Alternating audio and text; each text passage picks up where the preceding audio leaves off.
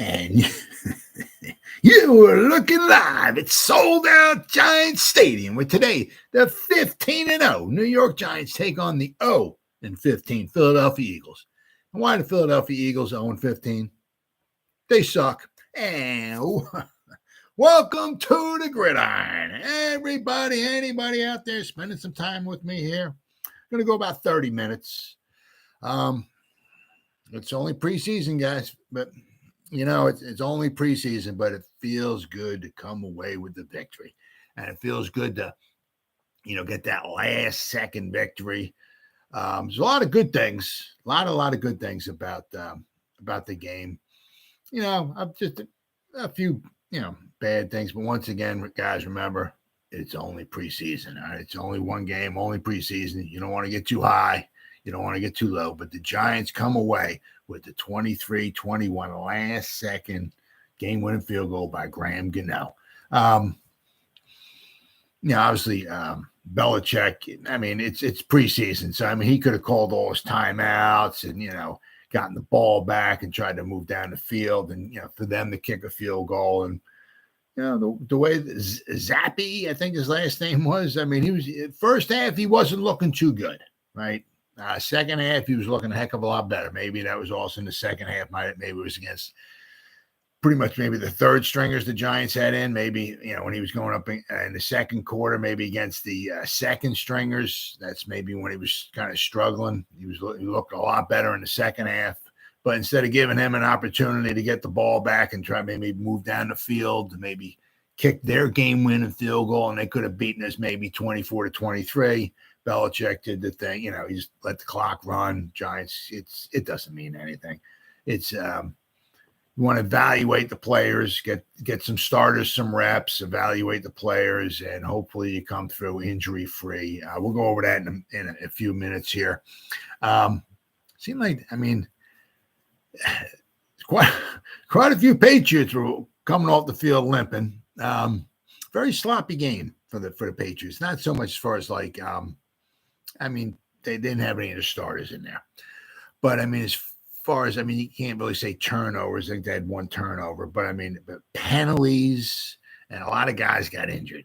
A lot of guys. I mean, thankfully, you couldn't say that about the Giants. So, but there was one injury that I want to bring up. Hopefully it's not, nothing long-term or anything like that. But we'll bring it up as we go along here. But the Giants opened the preseason. Giants Wire just came out with something. All right. They got the New York Giants opened their preseason slate against the New England Patriots on Thursday night at Gillette Stadium in Foxborough, Massachusetts. Starters played just 2 series before giving way to the second team, who stayed in the game throughout the rest of the first half. At that point, the third team in deep reserves came in to attempt to cement a role for themselves in basically the whole second half.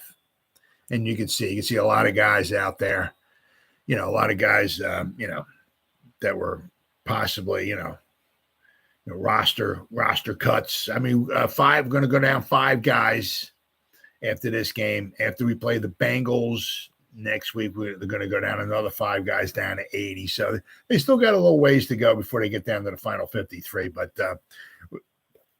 5 guys will be well, I don't want to say losing their job, but 5 guys will become like maybe free agents after this weekend's over.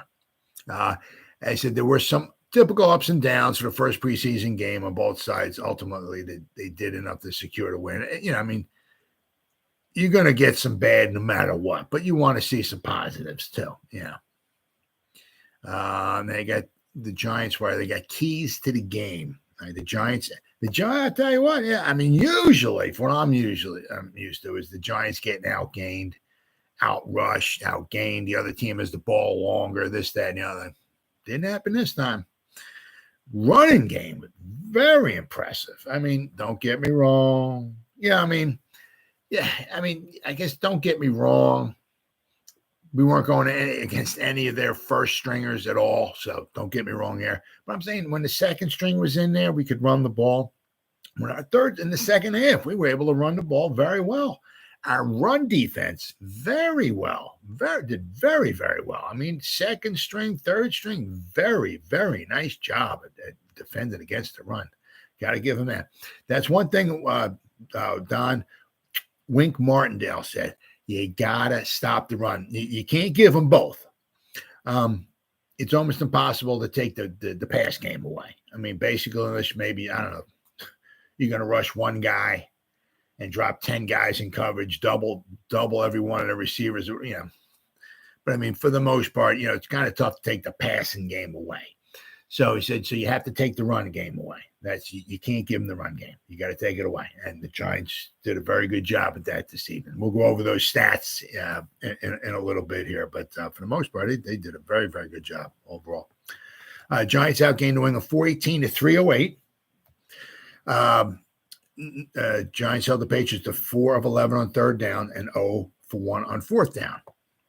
Big Blue won the time of possession. They had a ball almost 34 minutes. That's because they had that good run game. And the Patriots had the ball for 26 minutes. Giants were penalized 8 times for 65 yards. I mean, you're going to get some sloppy play, especially the first preseason game.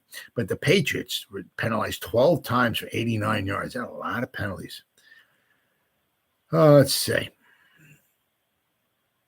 Graham Gano connected on a game-winning 24-yard field goal as time expired in the fourth quarter. The last-second field goal was made possible by a solid drive courtesy of quarterback Davis Webb and running backs, plural. I mean, Sandro Platzkummer even got in there. He was at the end. He was on the final length of the drive that got him in the field goal range there. He had a nice run, couple nice runs. Antonio Williams, Sandro Platzkummer, and Jashawn Corbin, who kept the chains moving and the clock ticking, which was very important.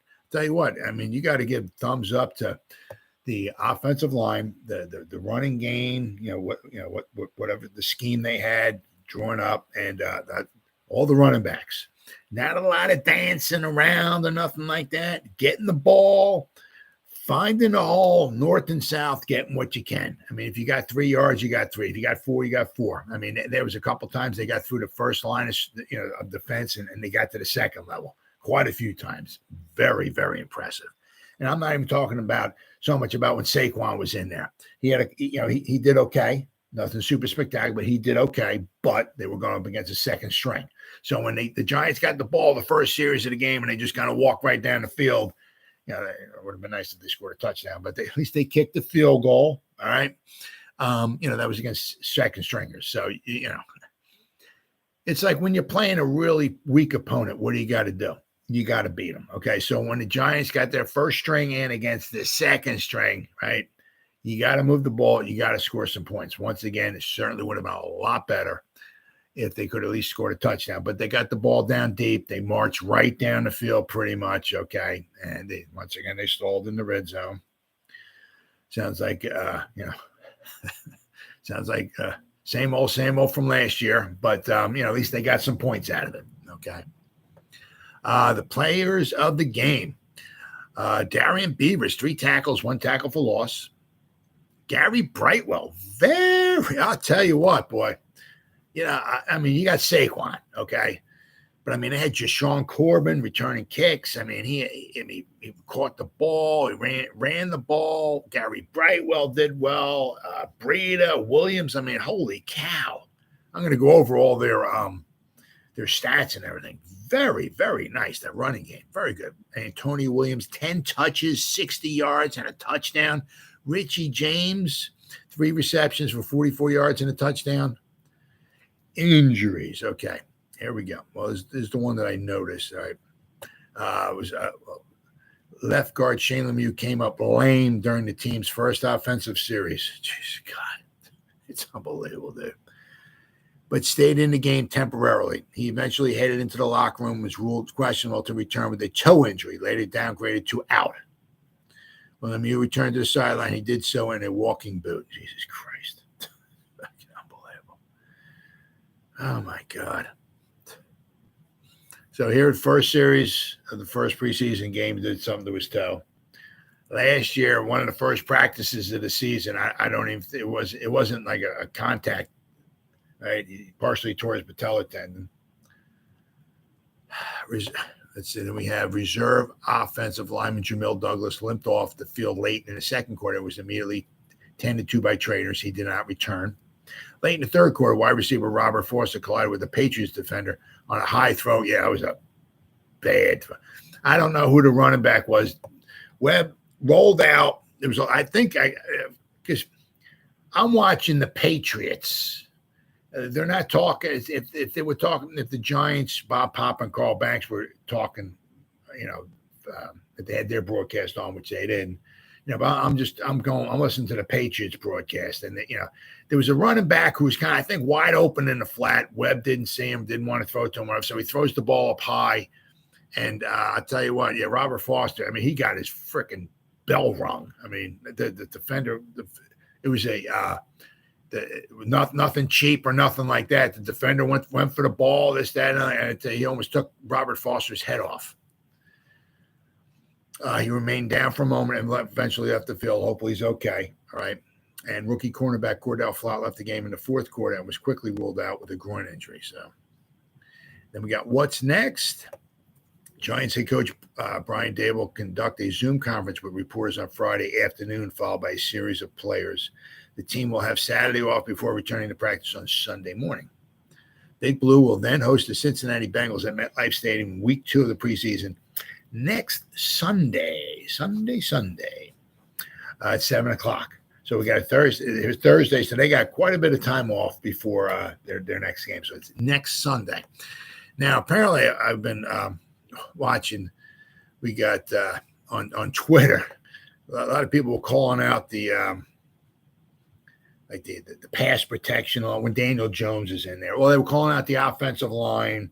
And they're also calling out maybe possibly Daniel Jones's lack of pocket presence, his decision-making. They got here. When the Giants' offensive line heard this could be a make-or-break season for Daniel Jones, it apparently took those comments literally. Make or break, literally. Jones played well enough in limited work Thursday night against the New England Patriots, going 6 of 10 for 69 yards. Against the second-string team. Based on the state of his pass blocking, though, the fourth-year quarterback might be fortunate to make it to week 8. Yeah. One guy here said, not going to lie, I braced myself a bit while watching Daniel Jones have a back shoved into his knees. Yeah, there was some good – he got sacked once. And there was some good pressure.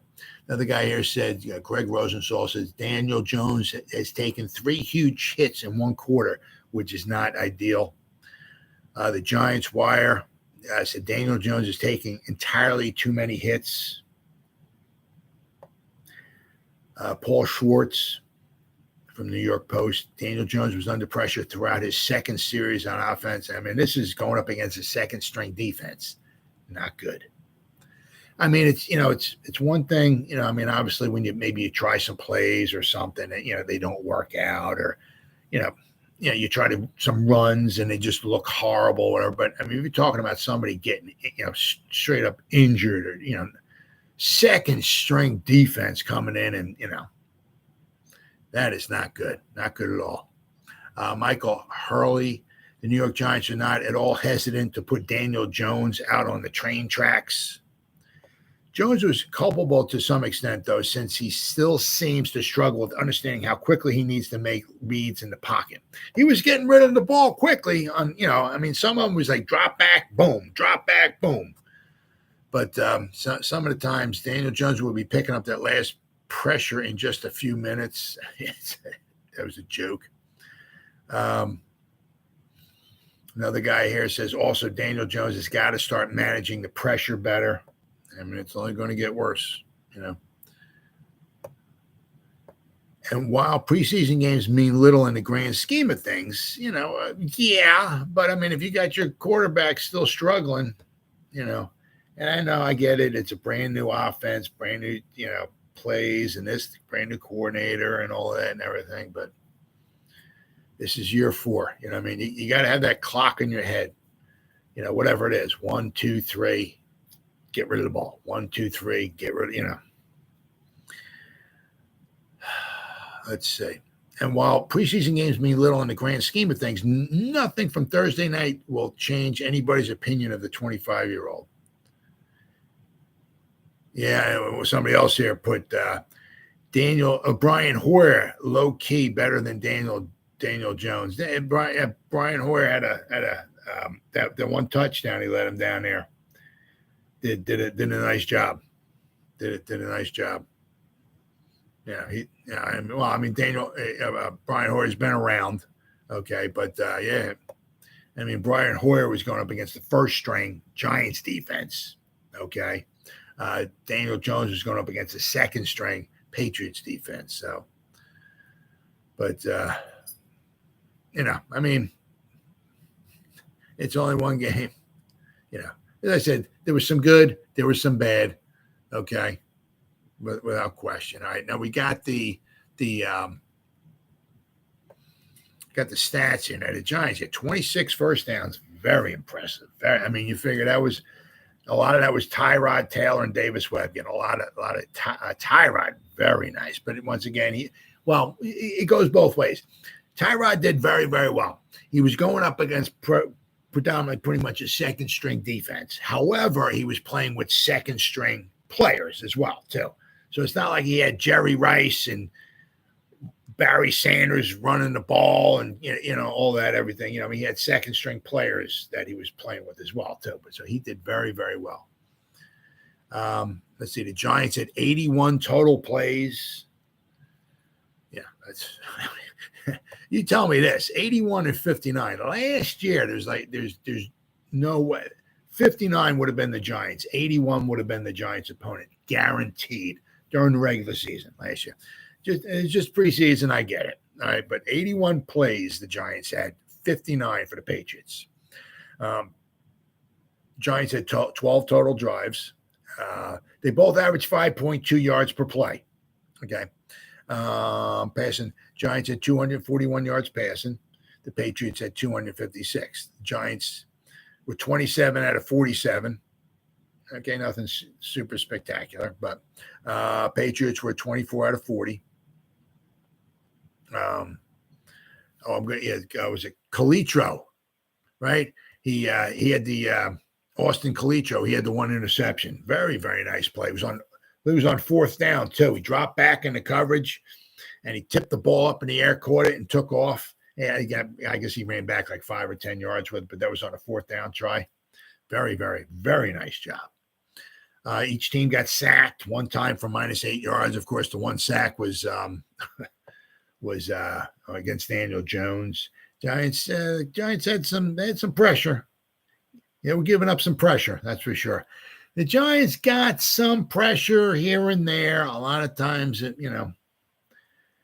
maybe Wink's not giving up all of his, obviously all the goodies in the goodie bag as far as all his, different types of pressure he's going to bring and everything. The Giants had some pressure here and there, but I was kind of hoping to see maybe a little bit more. Let's see, rushing. The Giants had 177 yards rushing. Very impressive. The Patriots had 52 yards rushing. Patriots ran the ball 18 times, 52 yards. Patriots had 2.9 yards per rush, under 3 yards a carry. Very, very impressive. Giants, average yards per 5.4 yards per carry. They ran the ball 33 times, 177 yards. And you kind of figure, that's a good mixture. 47 passes, 33 runs, very impressive.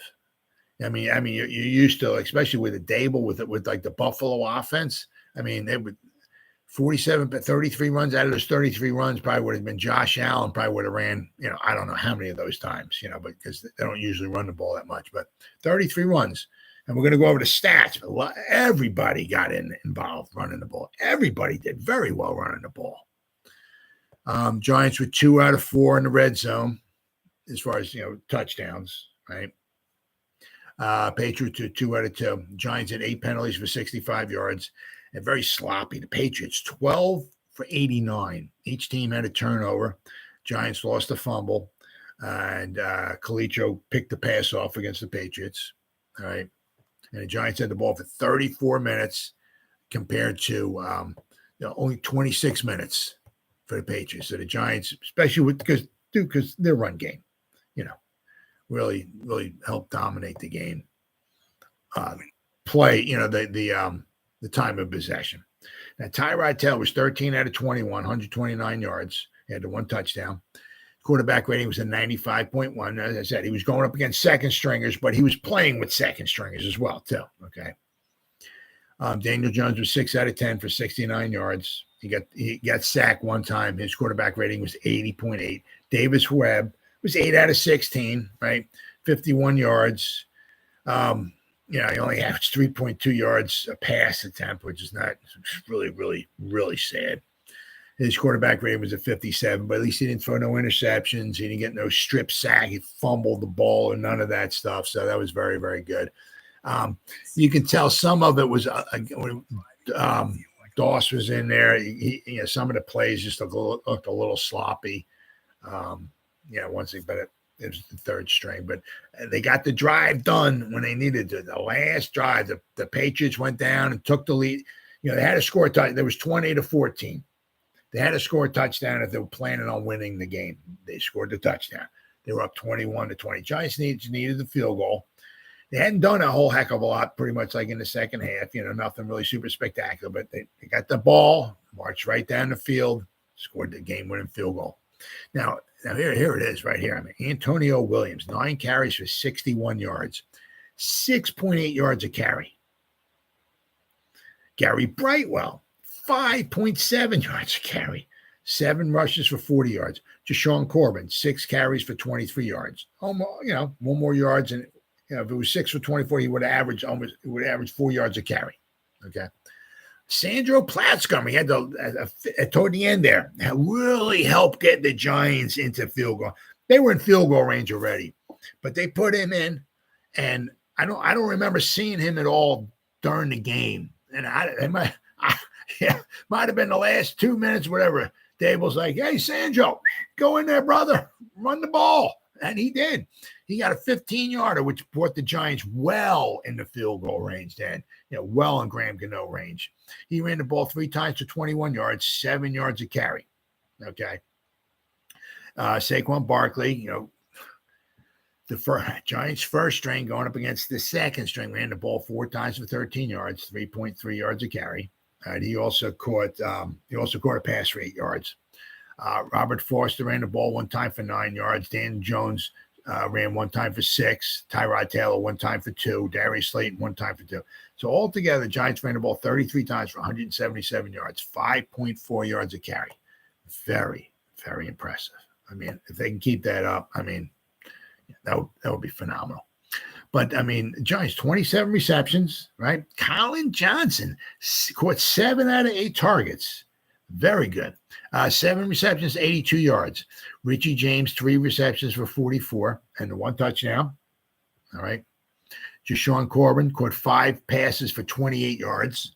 All right, so Jashawn had 6 rushes for 23 and another 5 for 28. So he had 51 total yards. Gary Brightwell, he caught 2 passes for 19 yards.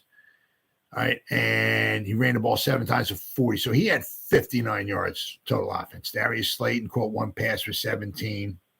Alex Bachman, 2 for 17. Let me count. 1, 2, 3, 4, 5, 6, 7, 8, 10, 11, 12, 13. Okay. They had 13 guys catch passes. They had 16 different guys they threw the ball to. Marcus Kemp had 3 targets with no receptions. Robert Foster had 2 targets with no receptions. And Jeremiah Hall had 1 target with no receptions. But 13 different guys. Chris Myrick, Daniel Bellinger, Keelan Doss. Keelan Doss, there was some sloppy play there with him. He's got the size and everything. We have to keep an eye on him, but he had 1 reception. He had 5 targets. He caught the ball 1 time. 1 reception for 6 yards. Kenny Golladay, 1 reception for 6 yards. Saquon Barkley, 1 reception for 8. Austin Allen, 1 reception for 15. Fumbles. Colin Johnson. Oh, that's right. Yeah, that's how the Giants. Was it the first drive I think Tyrod Taylor was involved in? I can't say they were totally way down the field, but completed a pass to Colin Johnson, fumbled the ball. Patriots got the ball back. So So it was Colin Johnson wound up fumbling the ball. On defense, what do we got? Let's see. We got 4 quarterback hits, 2 passes defensed. All right, we got the 1 sack from Trenton Thompson. All right. Darren Evans led the team. Well, there was a bunch of guys had 4 tackles. Micah McFadden, Austin Calitro, and Darren Evans. Those are basically they played like the second half. Micah McFadden can't, there was a couple plays I seen him once again in the box coming downhill. That's your man. If that's your play, if that's what you need, that's what you got. I haven't heard a well of a lot, either good or bad. I mean, if you're lighting the camp up on fire, you're going to be heard about. Okay, I can't really say I've heard anything really horrible about him, but I really haven't heard much, per se good about him. But he came up. He had 4 tackles. All right. Now he's was drafted by Shane and Dable, so he's going to get some benefit of the doubt, maybe over somebody else, maybe over a Cam Brown, right? If it comes to battling out for the final 53 or something, because they spent some draft capital on him. So, he's a Shane or Dable guy. Cam Brown, Carter Coughlin, Tay Crowder, they're not. So it'd be interesting to see. But let's see. Nothing else. I mean, Graham Gano was 3-on-3 on field goals, 2-on-2 on extra points. So, we got ourselves a very solid, very, very solid, obviously, kicker. The Scottish Hammer, Jamie Gillen, 4 punts, 48.8 yards per kick. We did give up some return yards, though, all right? Some on the kickoff return, some on the punt return. So, but I mean, the Scottish Hammer, Jamie Gillen, he's got himself a leg for sure, without question. Now, I said the Giants got plenty of time off the following Sunday, okay? And we're going to be hearing from Dable tomorrow, right? Hopefully, whoever got banged up, it doesn't sound like anything, hopefully long-term. Hopefully, if Lemieux got hurt, hopefully it's nothing long-term, because the way the Giants' offensive line has been taking some injuries, with McKeithen and Gano, now Lemieux, Ezeudu, it was a little banged up. So, I mean, we don't want to be taking too many more. But the thing is that now as we got 5 guys from each team is going to be getting let go. So that's 160 players will be getting let go this coming week. After the next following game, you have another 160 guys who will be getting let go. So more and more players will be coming, obviously, available. And then, obviously, you're going to have 27 players. You're going to go from 80 down to 53 after the 3rd and final preseason game. So you're going to have 27 more players from each team being let go. So after the 3rd and final preseason game's over with, I mean, the Giants will have a bunch of guys, if they need to maybe bolster their offensive line a little bit, or maybe grab some guys and put them on the practice squad or something to help the offensive line, they'll have that opportunity. But, thankfully, the Giants came away with the victory. Don't want to be drinking the Kool-Aid. It's just one preseason game. Got a long, long way to go. But for the most part, all in all, nice way to start the preseason. Brian Dable, 1-0. Pretty good. Well, guys, that's about 30 minutes. All right. Anybody at all spend any time listening to me? Anybody going to spend any time watching the replay of this? Guys, thank you so much. Thank you from the bottom of my heart for spending any time at all with me. You guys stay safe out there, all right, guys? And go Giants. Woo!